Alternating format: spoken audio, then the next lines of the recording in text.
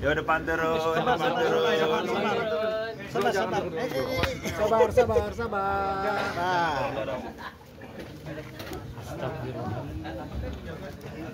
Yang nggak sini aja nggak apa-apa.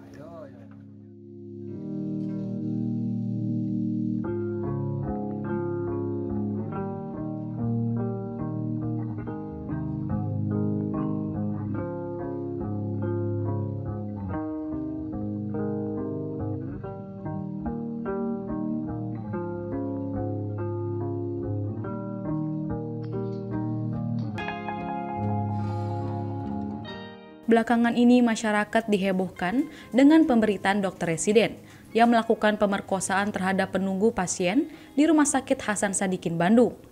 Tindakan itu dilakukan pada saat pelaku melakukan praktik. Namun, masih banyak orang awam yang belum mengetahui apa itu dokter residen dan tugasnya tersebut. Terlebih karena status mereka yang sudah menjadi dokter, tetapi masih harus menjalani pendidikan tambahan. Lantas, apa itu dokter residen PPDS? Program pendidikan dokter spesialis atau yang juga disebut sebagai PPDS adalah salah satu pendidikan akademik yang dijalani oleh para dokter. Sebelum mengambil PPDS, seorang dokter harus lulus S1 terlebih dahulu selama 3,5 hingga 4 tahun. Kemudian mereka melanjutkan pendidikan profesi dokter selama 1,5 hingga 2 tahun agar resmi menjadi dokter. Mereka juga harus melakukan PPDS agar mendapatkan gelar sebagai dokter spesialis.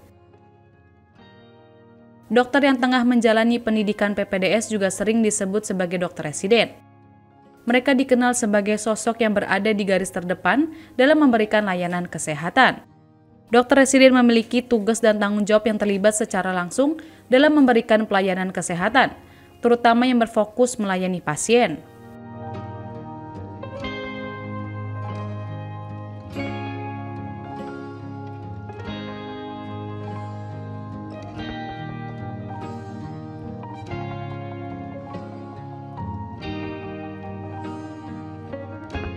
Terkait dengan kasus dugaan pelecehan seksual oleh dokter residen PPDS ini terungkap setelah sebuah akun Instagram tentang PPDS yang mengunggah tangkapan layar berisi informasi terkait kasus tersebut.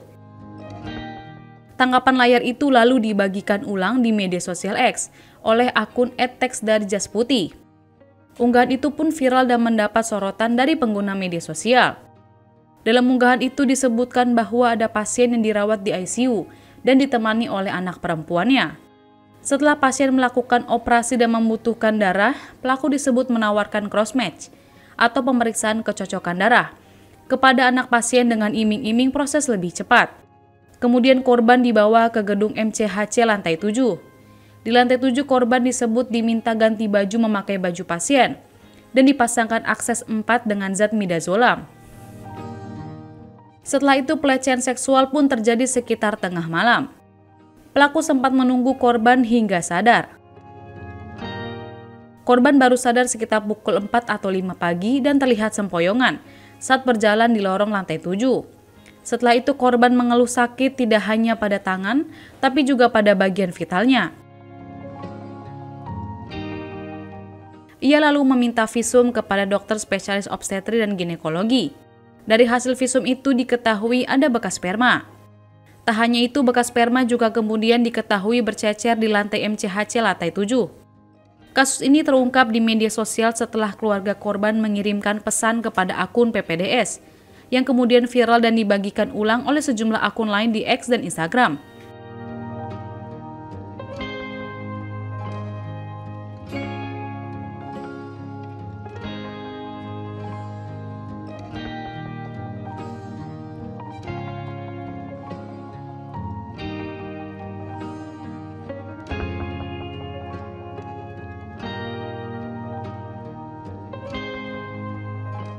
Usai kasus ini viral hingga banyak disorot oleh masyarakat, membuat kepolisian segera turun tangan.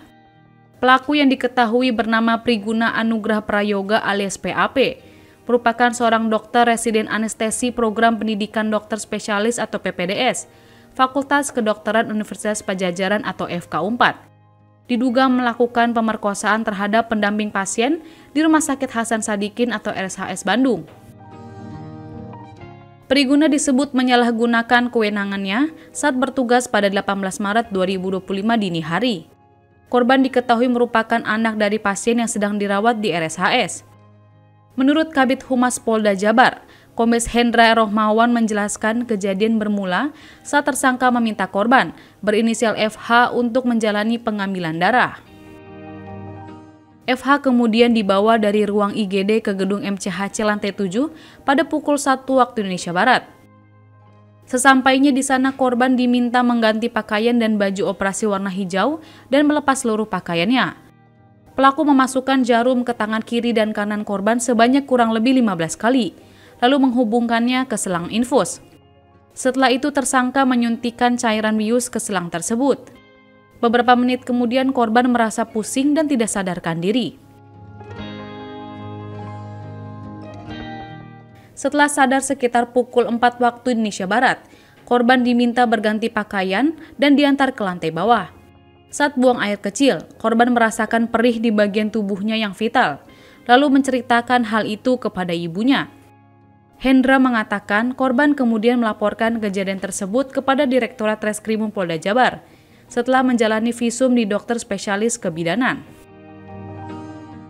Dalam kasus itu, polisi juga telah memeriksa 11 orang saksi, termasuk korban, ibu dan adik korban, beberapa perawat, dokter, serta pegawai rumah sakit lainnya.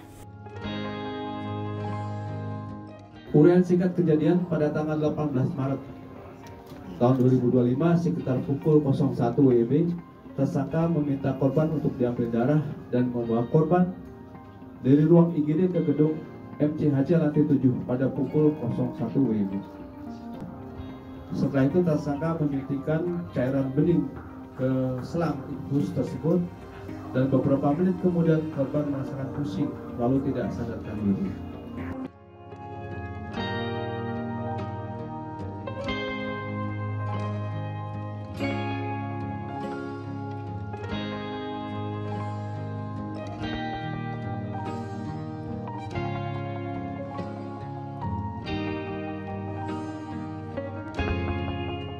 Direktur Reserse Kriminal Umum Polda Jabar Kombes Pol Surawan mengungkapkan, tersangka pemerkosaan itu diringkus pada 23 Maret 2025 di sebuah apartemen di Bandung 5 hari setelah kejadian. Dari hasil pemeriksaan, penyidik menemukan sisa sperma di tubuh korban serta alat kontrasepsi yang digunakan pelaku. Saat ini sampel tersebut telah dibekukan dan akan diuji melalui tes DNA untuk memastikan kecocokannya. Setelah mengumpulkan bukti dan keterangan saksi, penyidik menetapkan Dr. Priguna sebagai tersangka dan menjeratnya dengan pasal 6 huruf C Undang-Undang Nomor 12 Tahun 2022 tentang tindak pidana kekerasan seksual dengan ancaman maksimal 12 tahun penjara. Hendra mengatakan penyidik sedang mendalami motif pelaku, termasuk kemungkinan adanya kelainan perilaku seksual yang akan diperkuat melalui pemeriksaan psikologi forensik.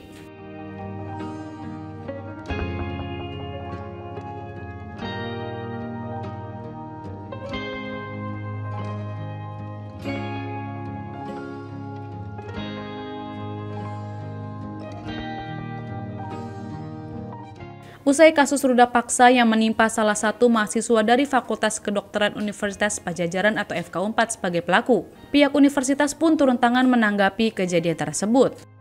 Unpad mengeluarkan Priguna yang tengah menempuh program pendidikan dokter spesialis atau PPDS di Rumah Sakit Hasan Sadikin atau RSHS Bandung. Rektor Universitas Padjadjaran atau Unpad, Profesor Arif S. Kartasasmita menjelaskan keputusan pemutusan studi diambil sebagai bentuk ketegasan institusi dalam menanggapi dugaan pelanggaran hukum dan norma yang dilakukan oleh peserta PPDS tersebut.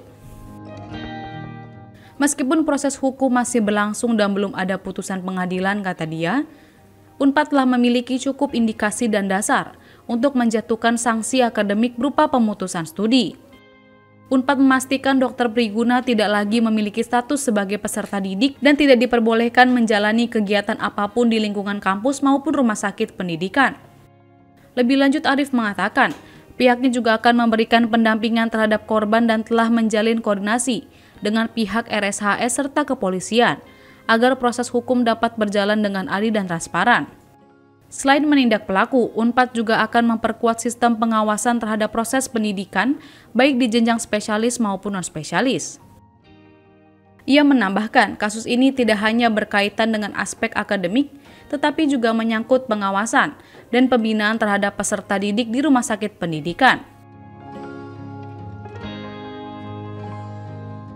Kita lembaga pendidikan, tentu kita tidak akan sama sekali memberikan ruang bagi terjadinya pelanggaran-pelanggaran berkait dengan apa yang dilakukan oleh mahasiswa, baik di tempat kerja, di tempat praktek, maupun di lingkungan Unpad secara umum.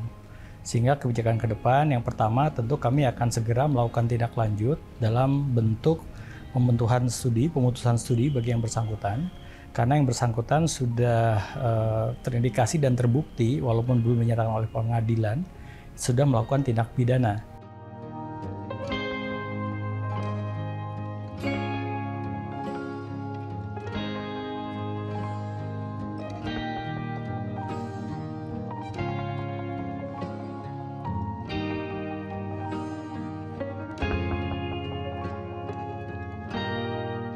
Menteri Kesehatan atau Menkes, Budi Gunadi Sadikin tidak tinggal diam menanggapi kasus pemerkosaan ini. Budi akan mengeluarkan kebijakan mewajibkan tes kesehatan mental bagi seluruh peserta PPDS sebelum dan selama menjalani pendidikan. Langkah preventif ini diambil untuk memastikan seluruh dokter spesialis menjalankan tugasnya sesuai dengan kaidah etika, moral, dan norma yang berlaku. Budi juga menyampaikan bahwa tes tersebut akan dilakukan secara rutin setiap tahunnya, mengingat tekanan tinggi yang dihadapi para dokter selama masa pendidikan. Terkait kasus ini, Kemenkes juga telah mencabut surat tanda registrasi atau STR dan surat izin praktik atau SIP pelaku agar tidak dapat kembali menjalankan profesi sebagai dokter. Selain itu, Kemenkes juga menghentikan sementara program spesialis anestesiologi dan terapi intensif FK Unpad di RSHS selama 1 bulan guna melakukan evaluasi internal.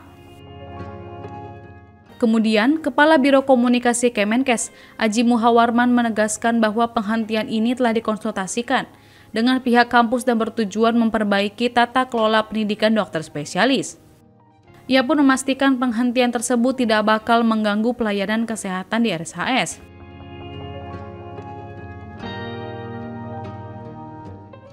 Nah, sekarang Kemenkes akan mewajibkan semua peserta PPDS yang mau masuk harus tes mental dulu, dan setiap tahun, karena mereka kan under a lot of pressure, tekanannya banyak, setiap tahun harus tes mental. Sehingga dengan begitu kita bisa melihat kalau ada yang anxiety, apa cemas, ada depresi, itu bisa ketahuan lebih.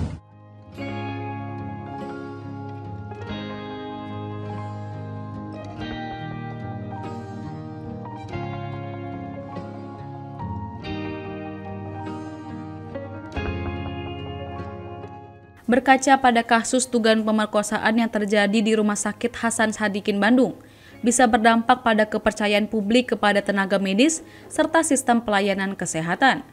Kemudian diperlukan juga evaluasi dalam sistem pendidikan, terutama dalam pengawasan ketat dan pencegahan perilaku menyimpang dari tenaga medis. Terkait dengan perbuatan Dr. Priguna juga harus diberikan tindakan tegas agar kepercayaan publik bisa terjaga.